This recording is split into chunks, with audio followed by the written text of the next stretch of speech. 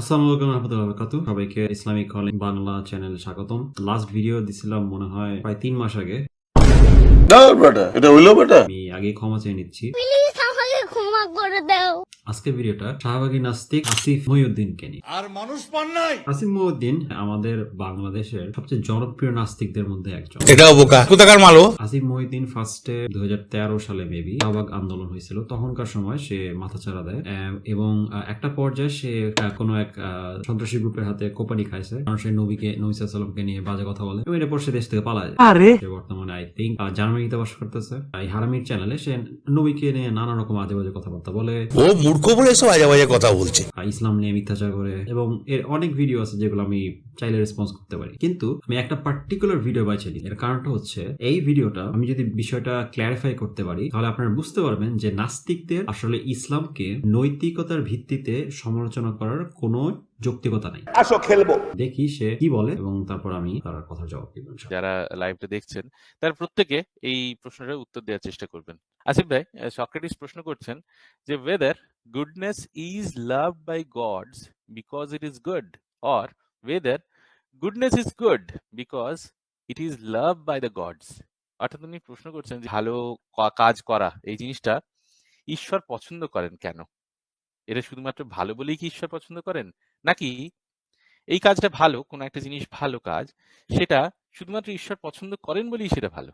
এটা একটা সুন্দর প্রশ্ন, আপনার আসলে খুব টেকনিক্যাল প্রশ্ন। তারা যে আর্গুমেন্টটা এখানে নিয়ে আসলো এটাকে বলা হয় ইউথ্রাইফোর ডিলেমা।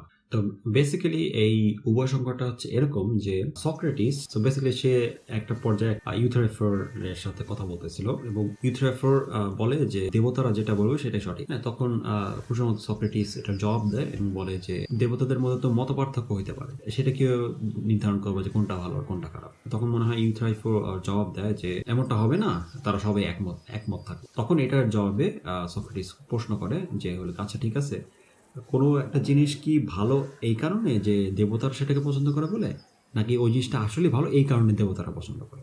এই প্রশ্নের মাধ্যমে এই জিনিসটা বোঝানোর চেষ্টা করতেছে যে আমরা যদি প্রথম অপশনটা বেছে নিই, দেবতারা পছন্দ করে বলেই সেই জিনিসটা ভালো, ব্যাপারটা যদি এরকম হয় তার একটা সমস্যা ক্রিয়েট হয়। সেটা হচ্ছে যে তাহলে তো সেটা জাস্ট তাদের অপিনিয়ন হয়ে গেল, হ্যাঁ, সেটা তাদের একটা মত হয়ে গেল, হ্যাঁ, সেটা তো, কিন্তু সেটা নৈতিকতা কেন হবে, মানে সেটার যৌক্তিক ব্যাখ্যাটা কি? তো এটা হচ্ছে প্রথম একটা প্রবলেম। আর দ্বিতীয় অপশনটা যদি আপনি নেন যে ভালো বলে একটা জিনিস আছে বলেই দেবতারা এই জিনিসটাকে ভালো বলতেছে, তাহলে আরেকটা সমস্যা হয়। সেটা হচ্ছে যে তাই যদি হয় যে আসলে একটা ভালো একটা কনসেপ্ট আসলে আছে, তাহলে দেবতাদের দরকার কি? আমরা তো নিজেরাই যুক্তি ব্যবহার করে এই ভালো খারাপের সংজ্ঞাটা বের করতে পারি। তো এই উভয় থেকে গেলে একটা সংকট তৈরি হয়, বলেন কি, যে কারণে এটাকে বলা হয় ইউথ্রাইফোর ডিলেমা। এখন এই আর্গুমেন্টটার মেইন প্রবলেম হচ্ছে এই আর্গুমেন্টটা আসলে একটা ফলস ডিলেমা ফ্যালাসির মধ্যে পড়ে যায়। তো ফলস ডিলেমা ফ্যালাসিটা আবার কি? ফলস ডিলেমা ফ্যালাসি হচ্ছে যখন আপনি যুক্তিতর্ক করবেন, যুক্তিতর্ক করার সময় আপনি আপনার অপোনেন্টকে দুইটা অপশন দেবেন, যে হয় এটা হবে অথবা ওইটা হবে, এছাড়া আর কোনো অপশন নাই। কিন্তু বাস্তবে দেখা যাচ্ছে এই দুইটার বাইরেও আরো অপশন আছে। যেহেতু এই দুইটার বাইরে আরো অপশন আছে, সেহেতু আপনি এটার ভিত্তিতে যদি কোনো কনক্লুশনে যান, সেই কনক্লুশনটা সত্যি হবে না, যেহেতু এটার বাইরেও আরো অপশন আছে। এই কারণে এটা একটা কুযুক্তি হয়ে যায়, এটা একটা মিসরিপ্রেজেন্টেশন হয়ে যায়। এখানে ঠিক তাই হচ্ছে। এখানে সক্রেটিস যখন দুইটা অপশন দিচ্ছে, এখানে আসলে দুইটা অপশনের বাইরে একটা অপশন আছে, এবং এটা নিয়ে আরেকজন দার্শনিক এটা নিয়ে কথা বলছে। তার নাম হচ্ছে রবার্ট মেইহো অ্যাডাম। তো বেসিক্যালি তার ভাষ্য মতে ভালো জিনিসটা সৃষ্টিকর্তা অস্তিত্বের একটা অংশ। যেহেতু ভালো জিনিসটা তার অস্তিত্বেরই অংশ, তার কাছ থেকে যাই আসবে সেই জিনিসটা লজিক্যালি ভালো হবে, মানে ওই জিনিসটাকে কোনোভাবে বলার উপায় নাই ওই জিনিসটা ভালো হবে না, যেহেতু এই জিনিসটা ভালো একটা সোর্স থেকে আসতেছে। ধরেন যে আপনার বাসায় একটা ট্যাপ আছে, হ্যাঁ, এবং ট্যাপটার ভিতরে একটা কোয়ালিটি আছে, একটা বৈশিষ্ট্য আছে, সেটা হচ্ছে যে ট্যাপটা যে কোনো পানিকে ঠান্ডা করে ফেলতে পারে। এই কারণে ওই ট্যাপ দিয়ে যখন কোনো পানি বের হবে ঠান্ডা পানি বের। তো ব্যাপারটা হচ্ছে অনেকটা ওইরকম, ভালো হওয়াটা তার বৈশিষ্ট্য। এই কারণে সে যখনই কোনো কিছু করতে বলবে তখন ওই জিনিসটা তার ওই বৈশিষ্ট্যের বহিঃপ্রকাশ হবে, যে কারণে তার কাছে যাই আসবে সেটাই ভালো হবে। ঠিক একইভাবে যখন ওই ট্যাপ দিয়ে আপনার পানি বের হবে, পানিটা সবসময় ঠান্ডা হবে। ঠিক একইভাবে সৃষ্টিকর্তা যখন কোনো কিছু করতে বলবে, যেহেতু সে বাই নেচার ভালো, সে যাই দেবে সেটাও ভালো হবে।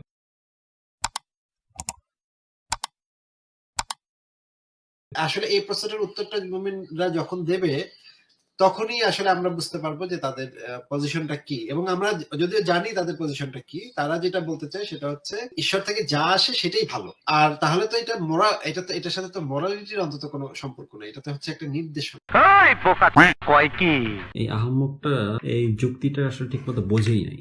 ফার্স্ট অফ অল এটা হচ্ছে একটা স্ট্র ম্যান আর্গুমেন্ট ফ্যালাসি। মুমিন বা মুসলিমরা কখনো বলতেছে না যে সৃষ্টিকর্তা যাই বলবে সেটাই সঠিক, মুসলিমরা এটা বলতেছে বা আস্তিকরা এটা বলতেছে না। আস্তিকরা যেটা বলতেছে সেটা হচ্ছে যে মানে যুক্তিরা যেটা সেটা হচ্ছে যে যেহেতু সৃষ্টিকর্তার বৈশিষ্ট্যটা হচ্ছে ভালো, যেহেতু তার কাছে যা আসবে সেটাই ভালো হবে, এবং যেহেতু তার ভিতরে কোনো খারাপ বৈশিষ্ট্য নাই, যেহেতু তার কাছ থেকে কোনো খারাপ জিনিস আসবে না, এই কারণে তার নির্দেশনা সেটা যাই হোক না কেন সেটা ভালো হবে। কিন্তু যেহেতু এই অপশনটাতে একটা যৌক্তিক ব্যাখ্যা আছে, এই কারণে এটা জাস্ট একটা অপিনিয়ন না, সে একটা স্ট্রম্যান করছে, মানে মুসলিমদের যুক্তিটাকে বিকৃত করে বা আস্তিকদের যুক্তিটাকে বিকৃত করে সে দেখা যাচ্ছে এটা তোমাদের যুক্তিটা আমি খণ্ডন করছি, কিন্তু আসলে খণ্ডন করে নাই, সে একটা বিকৃত রূপকে খণ্ডন করছে। তারপরও তর্কের খাতে ধরে নিলাম যে সৃষ্টিকর্তা বিশ্বাস করলে এটার আসলে কোনো যৌক্তিক ব্যাখ্যা নাই, এবং এই কারণে আমাদেরকে সবসময় যুক্তি ব্যবহার করেই নৈতিকতাটা বের করতে হবে। ধরে নিলাম এটাই কারেক্ট পজিশন, বা আগে যেটা বলছি সেটা বাদ, তাইলে সমস্যা আছে।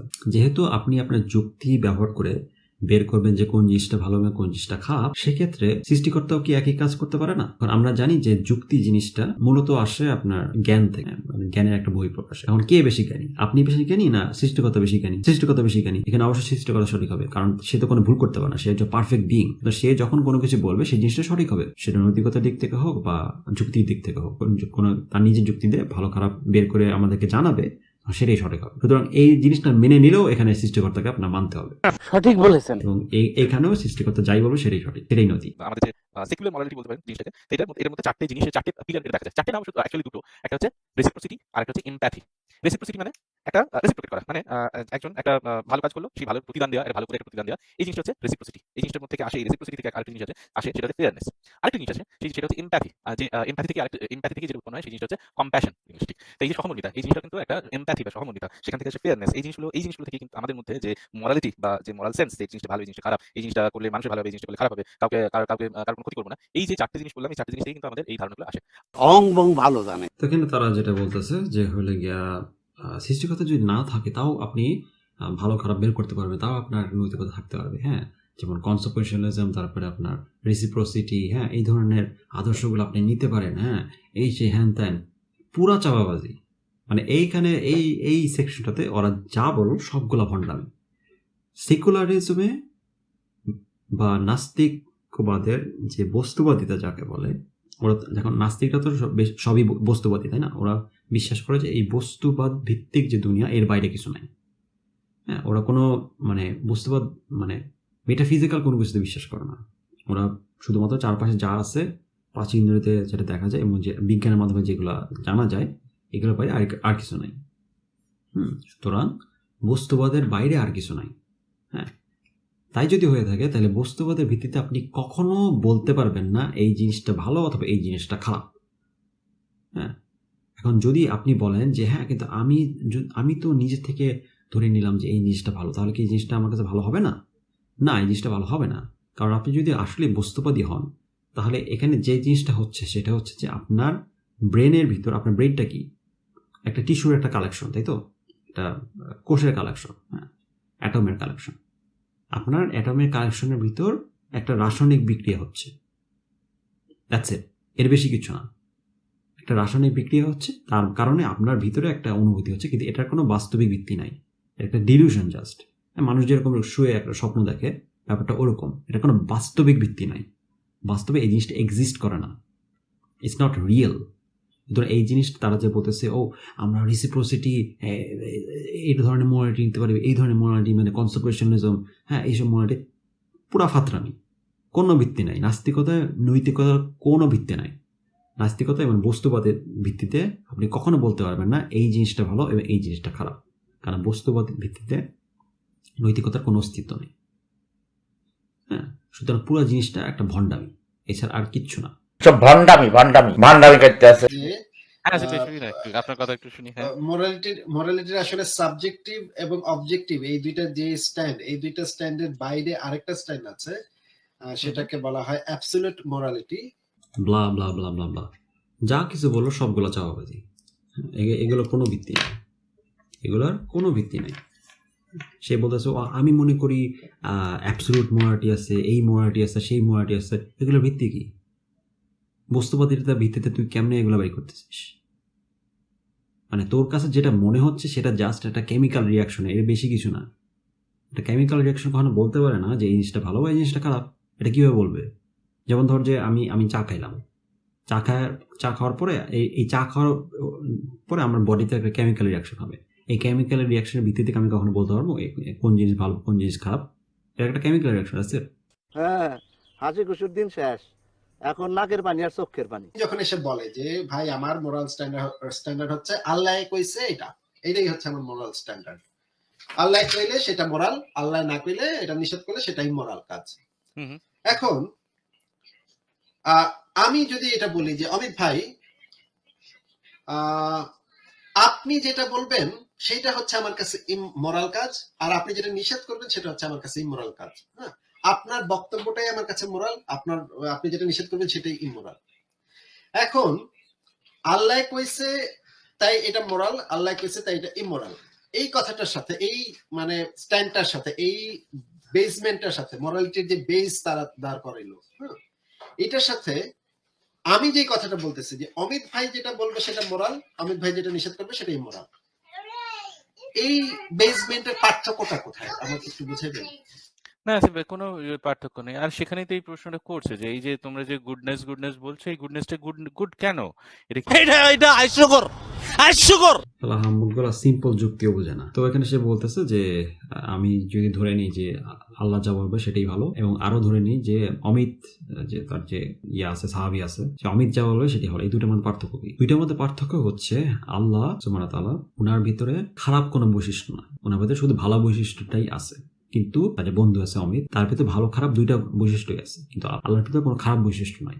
এই কারণে আল্লাহ যখন কোনো কিছু বলবে সেটা তার ভালো বৈশিষ্ট্য থেকে আসবে, যে কারণে ওইটাও ভালো হয়ে যাবে। কিন্তু যখন এই অমিত কোনো কিছু বলবে সেটা ভালো আর খারাপ দুইটা মিক্স বৈশিষ্ট্য থেকে আসবে, যে কারণে সেই জিনিসটা ভালো হতে পারে খারাপ হতে পারে। এবং বেসিক্যালি এখানে সে একটা লজিক্যাল ফ্যালাসি করতেছে, এটাকে বলা হয় ফলস ইকুইভ্যালেন্স ফ্যালাসি। মানে এখানে দুইটা জিনিসকে মেলানোর চেষ্টা করা হচ্ছে যার ভিতরে আসলে কোনো মিল নাই। সৃষ্টিকর্তা হচ্ছে সর্বশক্তিমান এবং উনি পারফেক্ট, এবং উনি শুধুমাত্র ভালো বৈশিষ্ট্যের অধিকারী, কিন্তু সাধারণ মানুষ পারফেক্ট না, এবং এর মধ্যে ভালো খারাপ দুইটাই থাকে। এই কারণে এই দুইটা জিনিস এক না। এই কারণে আল্লাহ যখন কোনো কিছু বলবে সেটা তো ভালো বৈশিষ্ট্য থেকে আসবে বলে সেই জিনিসটা ভালো হয়ে যাবে, ওই জিনিসটাই সঠিক নৈতিক অবস্থান হবে। কিন্তু মানুষ যখন কোনো কিছু বলবে তখন সেটা ভালো খারাপ দুই মিশেল থেকে আসবে, এবং যেহেতু মানুষ পারফেক্ট না সে কারণে ওই জিনিসটা ভালো না খারাপ এটা বোঝার কোনো উপায় নেই। আমি আসলে এই কারণেই আর কি এই ভিডিওটা করতে যাচ্ছিলাম, কারণ আমি জাস্ট ওর মোরালিটিটাকে জাস্ট দুমরা মুসড়ে দিতে চাচ্ছিলাম, এবং ইনশাল্লাহ আলহামদুলিল্লাহ আমি মনে করি এটা আমি পারছি। এরপর থেকে আপনারা যদি এইরকম নাস্তিকদের কাছ থেকে কোনো রকম নৈতিক নীতি কথা বা এরকম কোনো প্রলাপ শোনেন, ওদেরকে ধৈর্য একটা থাপ্পড় মারবেন। হ্যাঁ, কারণ ওরা বিশ্বাস করে বস্তুবাদিতায়, এবং বস্তুবাদিতায় ভালো খারাপ বলে কিছু নাই। এটা জাস্ট একটা মিথ, এটা একটা কল্পনা। তো আলহামদুলিল্লাহ আশা করি আপনারা এই ভিডিও থেকে উপকৃত হলেন। ইনশাল্লাহ নেক্সট টাইম দেখা হবে আপনাদের সাথে, আশা করি খুব শীঘ্রই, ঈদের পরে মেবি। বাট দেখার জন্য ধন্যবাদ। আপনারা যদি চ্যানেলটা পছন্দ করেন তাহলে প্লিজ লাইক শেয়ার সাবস্ক্রাইব করবেন। আর যদি আপনারা আমাকে সাহায্য করতে চান বা চ্যানেলকে সাহায্য করতে চান তাহলে আপনারা আমার পেট্রিয়ন বা ইউটিউব মেম্বার হিসেবে জয়েন করতে পারেন। এটা আমার চ্যানেলের জন্য অনেক উপকারী হবে। তো ইনশাল্লাহ পরের বার দেখা হবে। জাযাকাল্লাহ খান। আসসালামু আলাইকুম।